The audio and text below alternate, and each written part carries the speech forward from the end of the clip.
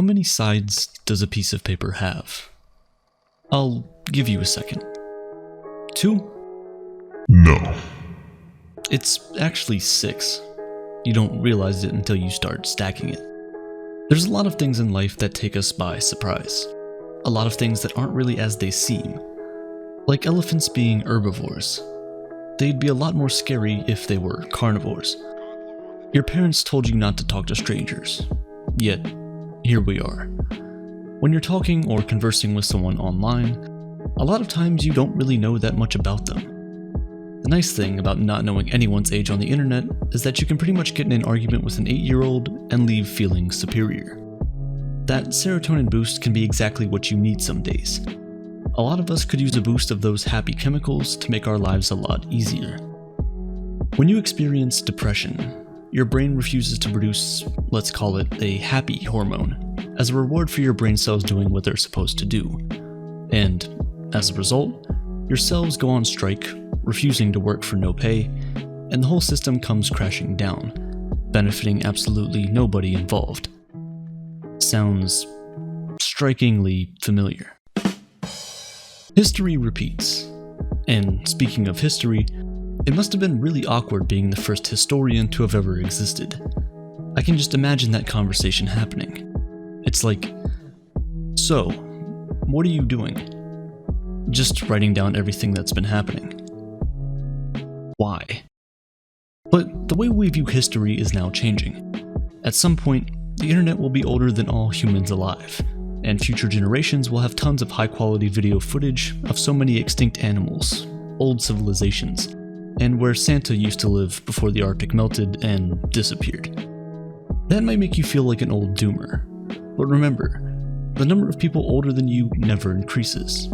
It only decreases. It's like a lifelong race to be ranked number 1, except the prize for winning is just death. And out of the billions of people who have ever lived, just one of them suffered the most agonizing death of us all. So far. But maybe that happened hundreds of years ago.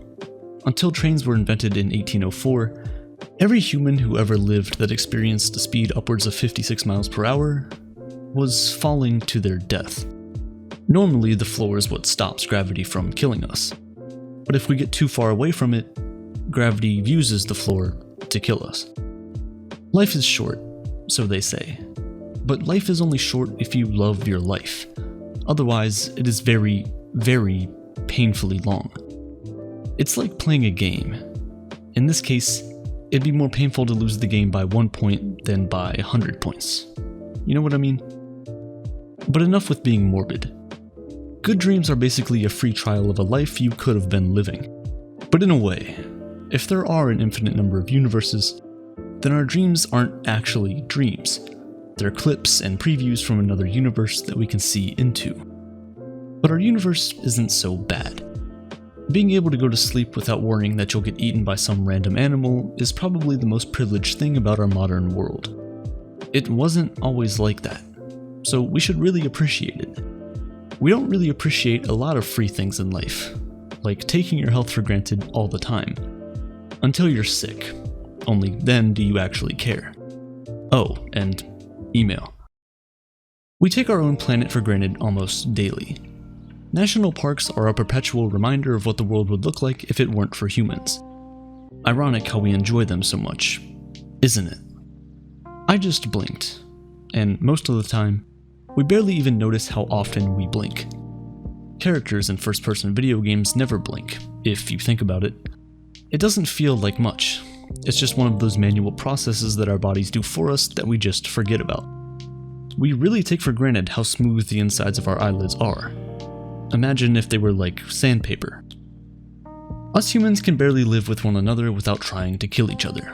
So the fact that people can convince themselves that meeting aliens would go smoothly is nothing short of pure hopium. If they got upset with us, they'd just throw another one of those big rocks at Earth and we'd be toast.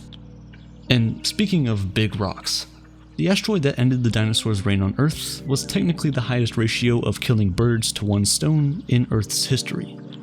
From all the life on land to all the life in Earth's oceans, 99% of everything was wiped out in an instant. We are part of that remaining 1%. I liked that quote so much, I put it on a hoodie. You can get it here. Still, the deep ocean is terrifying. People will swim in ocean at the beaches, even though there are definitely many corpses in it. People will not swim in a pool with a corpse in it though. So, therefore, as weird as it sounds, humans all have a corpse to water ratio that is acceptable for them to swim in. You can see why people don't like oceans now, huh? Water makes fabric a darker shade even though water is clear. I guess I probably should have taken my clothes off before I got in the shower. Anyway, after I shower, I normally brush my teeth, and I'm super grateful to be able to do that. Most animals have never seen their own teeth, let alone be able to clean them. As much as you'd like to believe it, wisdom teeth aren't useless. They're actually the reason some oral surgeons are able to make a living. It's quite the career. It's weird. We choose our careers when we're worst informed about what they're actually like. Some people will work the same job for their entire life, wondering what life could have been like if they had taken a slightly different path. Who knows? You could have ended up like Jeff Bezos and had more money than brain cells. Literally. 200 billion is a massive number. There's a certain point in everyone's life where how high can you count changes from a matter of knowledge to a matter of will. And I wouldn't attempt this one. Counting to 200 billion would take you over 6,000 years. Our brains just aren't capable of even comprehending things that large. It's strong, but not the strongest. Yes, the brain did indeed name itself, but it also recognized that it named itself and was surprised when it realized that. So are we actually as smart as we think we are? We can't see into the future. Unfortunately, we aren't psychic. But always remember, psychics that don't accept walk-in appointments aren't real psychics. They'd be expecting them, right? But although we can't see the future, we do remember the important events that happened in our lives in the past. Some stranger somewhere still remembers you because you were kind to them when no one else was. You've made an impact in their life. You made them feel something no one else could. However, almost universally, you can instantaneously stress out any person just by shouting, "Hey, catch." That was uncalled for, and I'm sorry for that. Getting hit in the face by a ball at that speed would most definitely have you in the hospital. The hospital is simultaneously the building where most people leave without entering, and also the building where most people enter without leaving. We're born against our will. We also die against our will. But regardless, we're here. We're alive. Kids don't really enjoy sleeping. It's always seemed like a hassle to get them to finally go down. It's probably because they haven't gotten bored of life yet. They're young and may be here against their will, but there's still so much to see, so much to do. Kids are all different, but they all have one thing in common. They're brutally honest. The easiest way to tell if you're obese is to ask a kid to draw you. If they draw your stick figure with a line for the body, you're probably fine. However, if they draw you with a circle, I got some bad news for you. You can be underweight or you can be overweight, but you can't be weight. We all change as we age. We grow and we mature.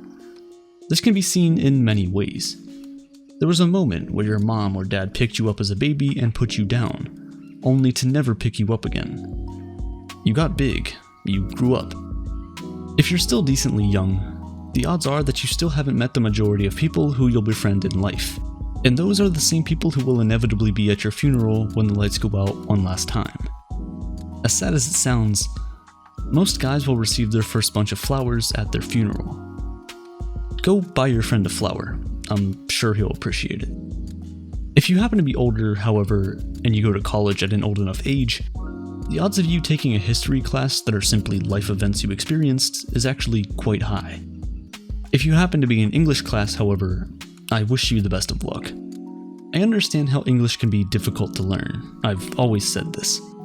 Though only one letter apart, creation and cremation are two very opposite things. And somehow the old you is actually your younger self. It can sometimes seem like it's completely backwards. It reminds me of passwords. Passwords have probably stopped more people from getting into their own accounts than hackers. having the opposite effect that it was intended to have. Protecting your belongings is important, even if you're protecting yourself from you, apparently. Funny enough, there are locks in a police locker room to prevent theft. These are the people we call when our houses get broken into, and yet they can't even stop themselves from stealing from each other. If a cop gets caught stealing, does he, by law, have to arrest himself? Hopefully they'd be on house arrest, because people who were sentenced to house arrest in 2020 really lucked out timing-wise, because we all were too. Luck would have been on your side, and for most, luck is hard to come by. Gambling is only considered an addiction if you're bad at it. Otherwise, you're considered a lucky degenerate. At least you're rich though. But if someone tells you you look like $1 million, don't get an ego. It's less and less of a compliment every year because of inflation. Regardless, plenty of people have struck it rich based purely off of coincidence and luck. Sometimes it doesn't take that much. A lot of Google's revenue comes from people that are just too lazy to type .com after the end of their search. Coincidences can either make us look really, really good or really, really bad. For example, a guy walking around with 1 crowbar is a lot more suspicious than a guy walking around with 3 crowbars. School zones have a very specific speed that you need to be driving at. Drive too slow and you're really creepy, but drive too fast and you start wondering why the speed bumps are screaming. Okay, sorry, that was a pretty distasteful joke. It's a guilty pleasure. We all have guilty pleasures, but to be honest, every pleasure is a guilty pleasure if you're anxious enough. Anxiety sucks. We've all experienced it at some point or another, and it can really get in the way of so many things in life. Your work, your free time, even your relationships. It doesn't matter how many fish there are in the sea if you don't know how to fish, you know? The night before you have a day off is like 100 times better than the actual day off itself, because you're already worrying about the next day when you have to go back. Anxiety gets in the way of everything.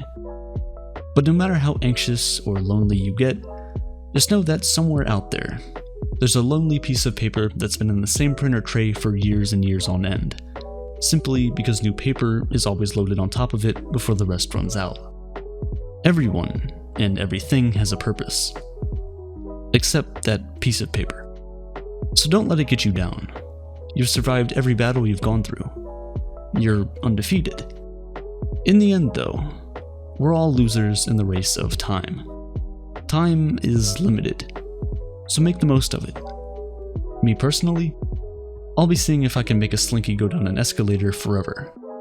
It might be a waste of time. Actually, it is a waste of time. But I'll be happy. And that's all that matters. I think.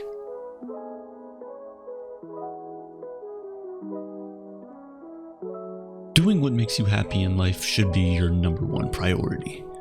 If you're going to live a life just to simply exist day to day, it seems like a bit of a waste, right? Everyone's interested in something. Some people like computers, other people like math or science. Learning something new every day is something I think everyone should strive for. And personally, I use Brilliant for that exact reason. We all learn things differently. Now, I could show you a bunch of research that shows what the best methods for learning are, but let's be honest. We all know the best way to learn something new is by doing it. It just sticks so much easier. Brilliant is a website and app built around this exact idea. You learn best while doing and solving things in real time. The good thing is, you don't need to memorize long, messy formulas or endless facts that you probably won't ever use again. Just pick a course you're interested in and get started. Brilliant is constantly adding to its arsenal of math, science, and computer science courses each and every month. I think everyone could benefit from Brilliant, whether you want to start with the fundamentals of math and science, or hop right into futuristic topics like cryptocurrency or quantum computing. If you're even slightly interested and think Brilliant would be a good use of your time, head to brilliant.org/aperture and you can sign up right now for free. On top of that, you'll also get 20% off a premium subscription that'll allow you to take every single course Brilliant has to offer. Let's all continue growing this year with brilliance. You'll be supporting yourself, and my channel at the same time.